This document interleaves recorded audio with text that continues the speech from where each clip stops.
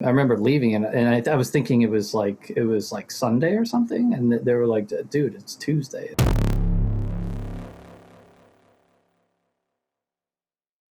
For me, I'm personally curious. I don't know that I've ever heard your full story of where your musical journey has taken you, what styles you've dived into, why you've landed on electronic music.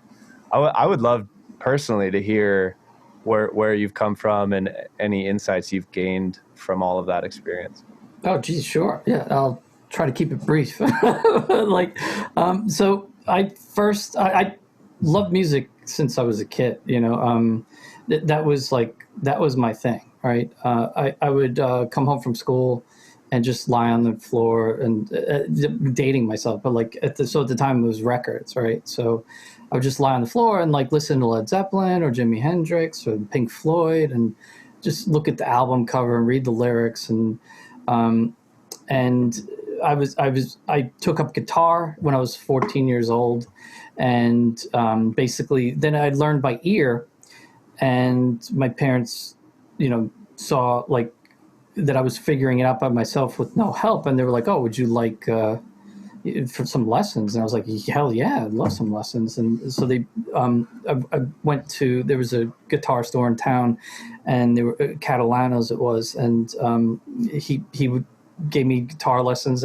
So I took lessons. I learned sight reading, I learned theory, the whole thing. And when I started getting really good at guitar, then I started getting into bands. And in the first instance, I made no original songs. I was just learning. I would learn off records. I would hit Jimi Hendrix, and I would learn the solo, Eddie Van Halen, Led Zeppelin, Aerosmith, you name it, on and on.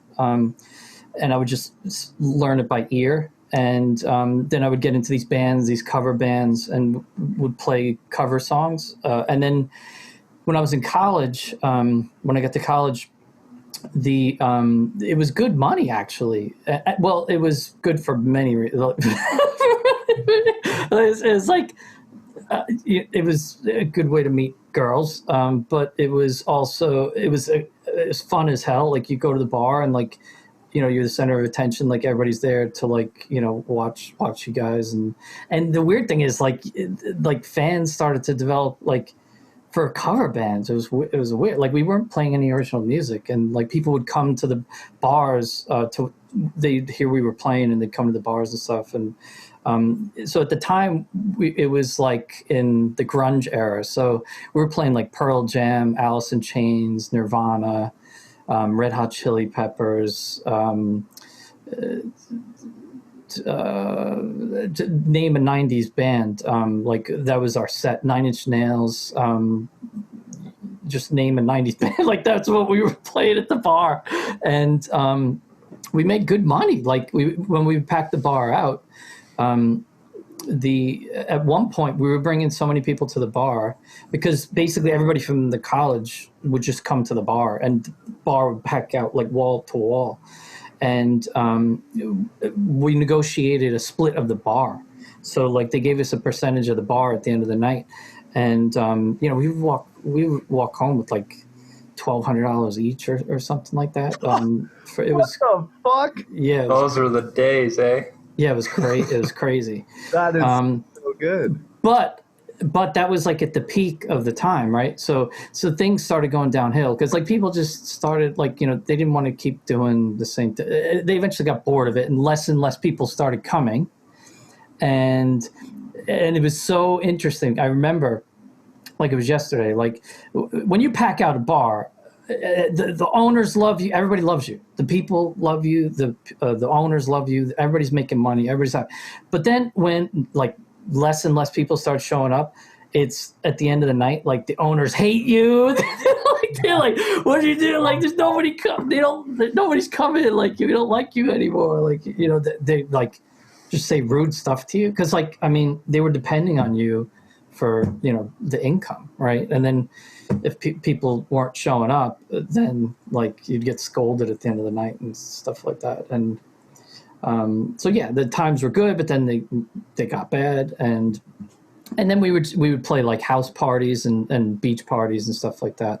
But I got sick of that, just playing other people's songs, and I started writing my own original music, and then slipping it into the sets and stuff like that. Like, we'd play a bunch of covers, then I'd slip in like an original song, and people, oh, what is that? And be like, oh, I wrote it, and that was kind of cool because you get like a real opinion of what people think, because they maybe they thought it was a cover that they just hadn't heard before or something like that. So then once I got the taste for that, I didn't want to do any covers anymore. So then I just focused on being in original bands, and there was one band I was in for like 10 years. It was called Yellow Dog, and got together with like a friend from high school and his college buddy, and a couple other guys, and we were just an all original band. Like we would basically go to the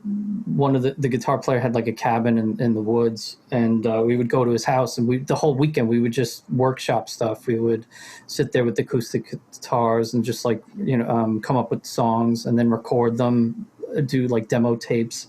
And then, we wrote hundreds of songs together, and then we would just tour all around and stuff like that. We got a pretty good big following.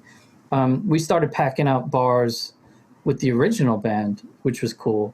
So we had like a residency at this bar in New York City, and we would pack it out every time, and people kept coming, and that was a good situation. And then we would tour like all the clubs in the city. Like we played every club in the city, toured like all around. And one time we opened for Mountain. There's this classic rock band called Mountain. Did you ever hear of Leslie West?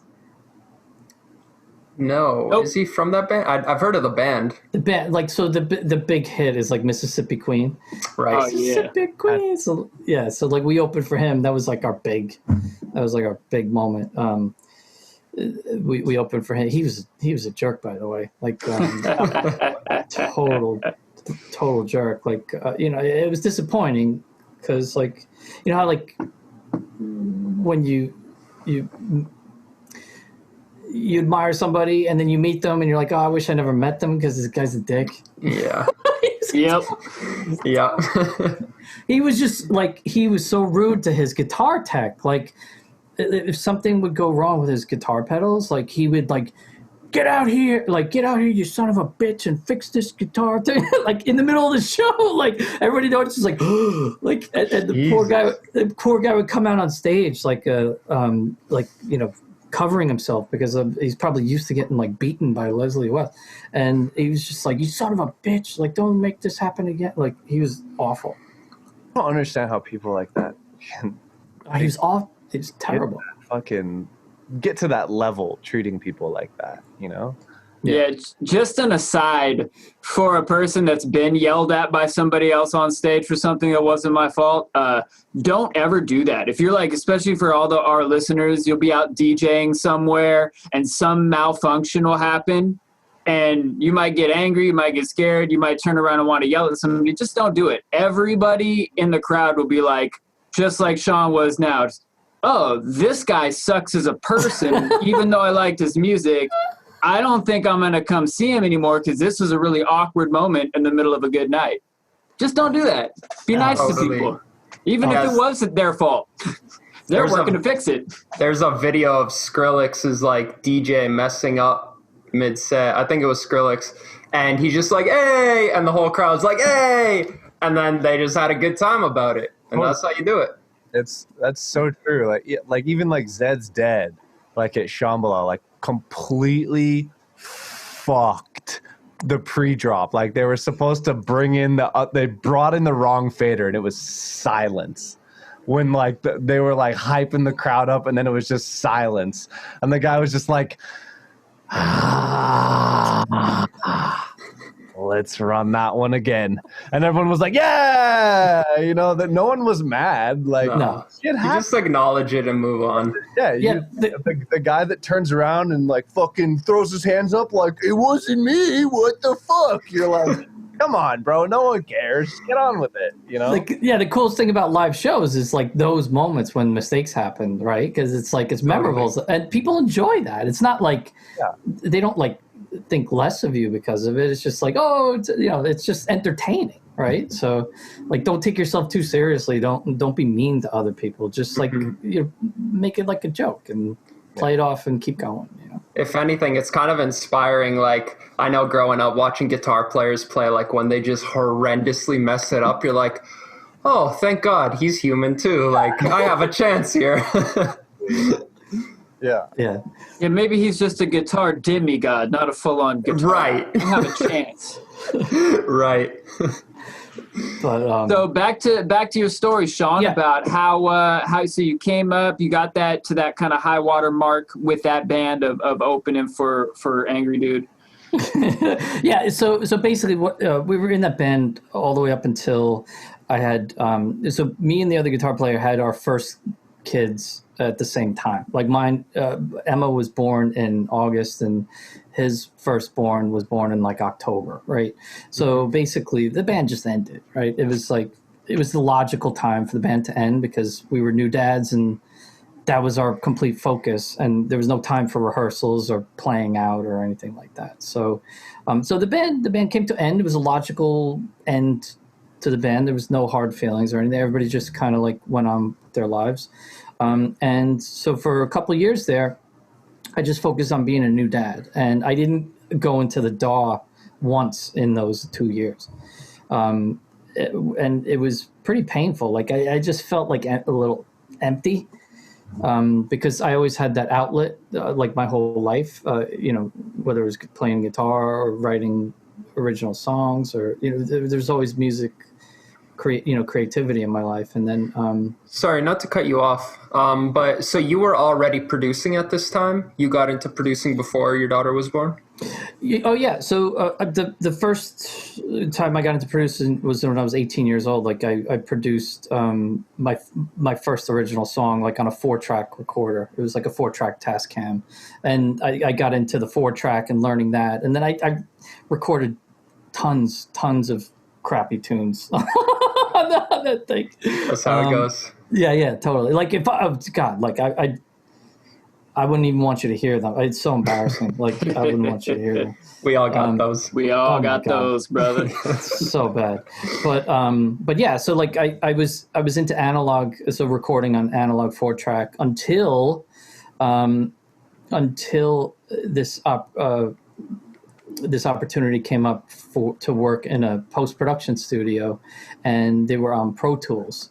And I was like, what's this magic? This is amazing. And the first time I saw Pro Tools, I was like, my whole, like, my brain just exploded. I was like, what? Like, there's like, unlimited undos, and like, this is insane. Like everything you could do with it. Cause like I was used to like wrestling. I don't know if you've ever used a 4-track tape recorder, but it's completely unforgiving. Like you're basically like tattooing the sound into the tape, and there's no undo. So so if you're doing a take, like it's burnt into the thing, and you can't, like, the only way to redo the take is just to tape over it, right?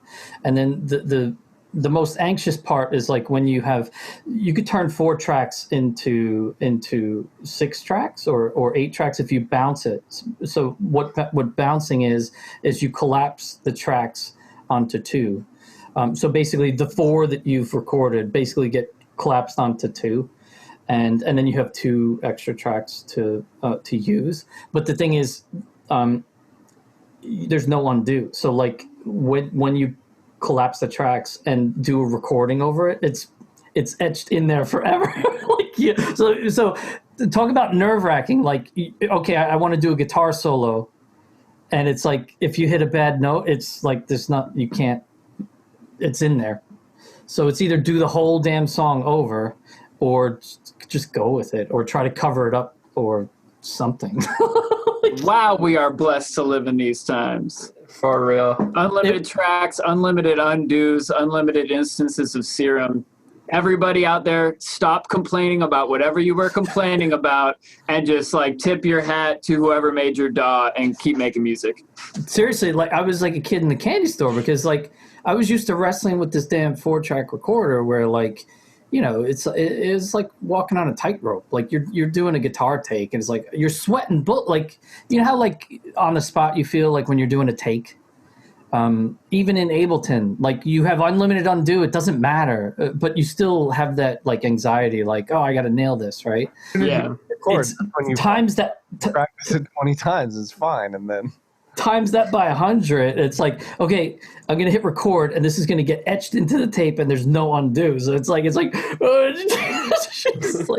miss the first note. Totally. It's like son of a bitch. It's funny now how producers sort of have the opposite problem where it's these like commitment issues, and it's finding that sweet balance between the two where it's like it'll never be 100% good. It's got to be like 95%, and you got to like tell yourself like, all right, there's the whole rest of the song to be written. Like, do you feel like that helped you through that phase, or do you feel like you still had those like I don't want to say commitment issues, but like, do you feel like that hindered your workflow when you started having unlimited takes, or do you feel like that tape recording process like gave you a good perspective into like being able to move past that?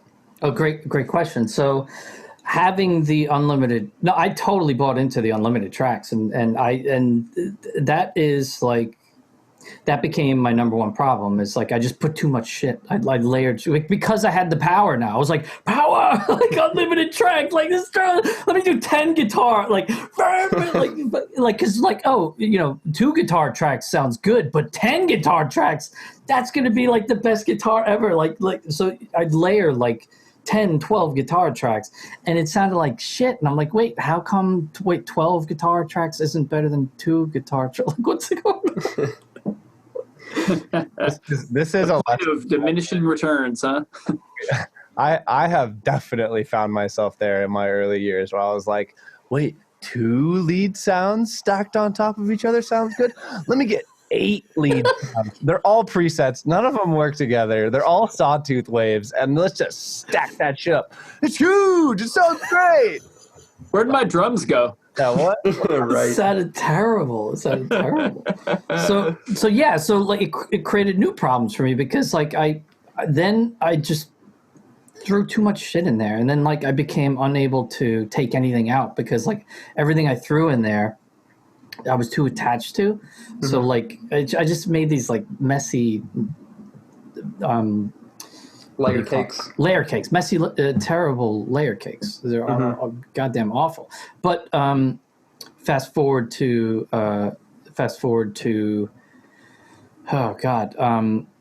to when. So after the 2 years after Emma was born, I wanted to get back into production, and I always wanted to produce electronic music.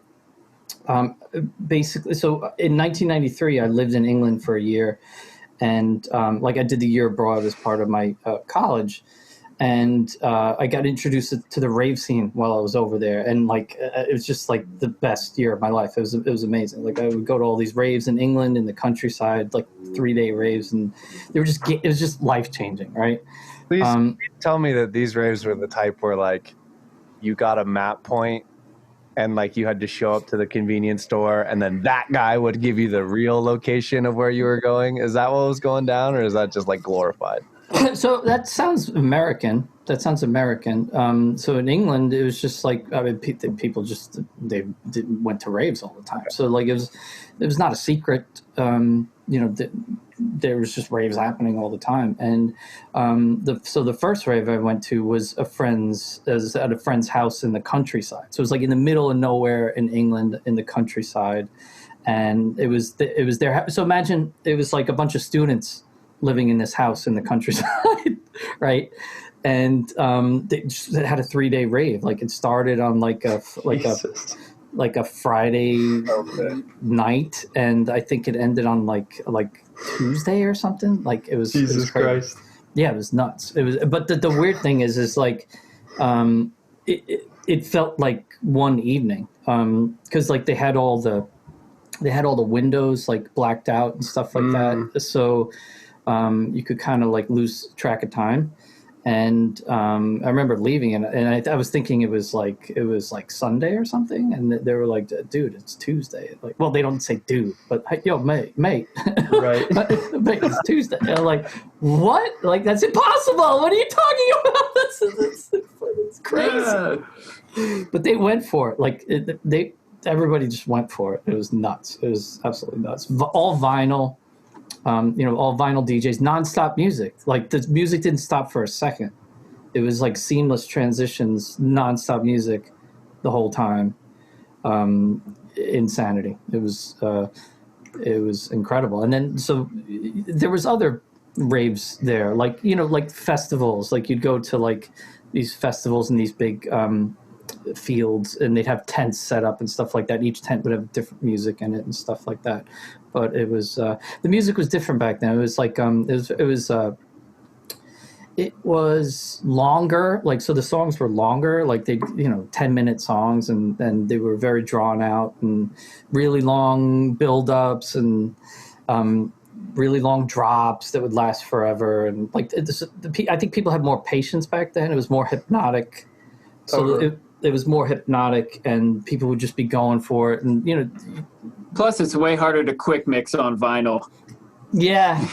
Once you get that song queued and those two decks working simultaneously, it's like, okay, let me take a deep breath and let this happen for a while. It was very, very hypnotic and 4 on the floor type stuff. It was like the constant 4 on the floor hypnotic stuff. But it was awesome. So ever since then, like I had loved electronic music, and then when Radiohead came out with Kid A, I was like, God damn, like that's it, like that's what I want to do, because like it was like the perfect hybrid between like rock and roll and electronic music, and I was like, God, that's the future. That's what I want to learn, and then when I had the opportunity to, be by myself, because I was with the band for so long, it was a commitment between other people. So, there wasn't time to have like an electronic music side project, right? Like I was completely focused on like making and producing and stuff like that. Were you mixing all those records? Yeah. In those days too? Yeah. So I produced all our albums. And mix them, and I think we got one of the albums professionally mastered, but yeah, I did all that stuff. So I cut my teeth on that, like in rock and roll, but producing rock and roll is very different than producing electronic music. I learned pretty quickly, because now here I wanted to start learning electronic music, and I'm like, all right. I was on Pro Tools. I was on Pro Tools for like 16 years, and I hated it because it wasn't very conducive to getting an idea from your head immediately into the DAW. Like it was great for tracking bands and mixing and mastering, but like to go from idea to execution, it was very clunky, and so I was looking on YouTube. At the time, like I was in love with like Fortet. I really loved his music, so I would I saw this Against the Clock, but with Fortet, where he made this song in 10 minutes, and I was watching it, and he had this funky DAW, and I was like, what the hell is that thing? He didn't say what it was. There was no notes. Like I'm like, well, what the hell DAW is he using? It was magical. Like he in 10 minutes. He had a complete song, and it was amazing. And he's like, oh, I think I'll play this at the club tonight. And I'm like, what is this thing? I got to get it. And I took a screenshot of it. And then like I was, looking for the image through Google to find out what the hell is this thing. And I found out it was Ableton, immediately bought it, and then found out I had no idea what the hell I was doing. Like, I was completely lost. I was very like, different 10 minutes for you. Oh God! Like I was like, what the hell is session view? Like I get arrangement view. Like what the hell is this session view? And I didn't know what the hell I was doing. So then I started scouring YouTube for tutorials, and everywhere, Ill Gates popped up. Ill Gates, Ableton, Ill Gates. And I watched them all, and I got the Ill methodology, and he blew my mind. Like, he just explained these incredibly complex topics in a way that connected psychology and sociology, and it just made so much sense. Like, everything he said, like, I completely connected with, and he resonated with me. And then I found his website, and I bought all this stuff off his website, like all templates and sound packs and everything. And then there was a contact thing on his website, and I emailed him, and I'm like, oh, I made a song. What do you think? It's like, and like 2 weeks later, he answered me. Like, I didn't think he was going to answer me. He answered me, and he's like, oh, sorry, I've been touring or something. And he gave me feedback on my song, and that was incredible. It was like the first time in my life, like, an artist connected with me. Like, like, up until that point, it was like, think about when I was growing up, like, the artists were like the musicians that you look up to, like Led Zeppelin and Rolling Stones, and like these are all like people that you admire, but you're never going to meet them ever, right? And if you do, they're like the dude from Mountain.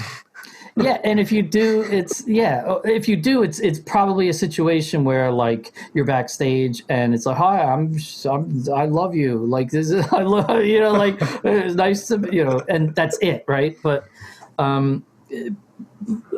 actually, like, the new kind of the new industry kind of started happening around that time, where, like, artists were like directly connecting with their fans, and like having, like, more impactful relationships with their fans and stuff like that. Whereas, like, back in the day, there was a wall between the fan and the artist. It was like the artist was on stage and they're on a pedestal.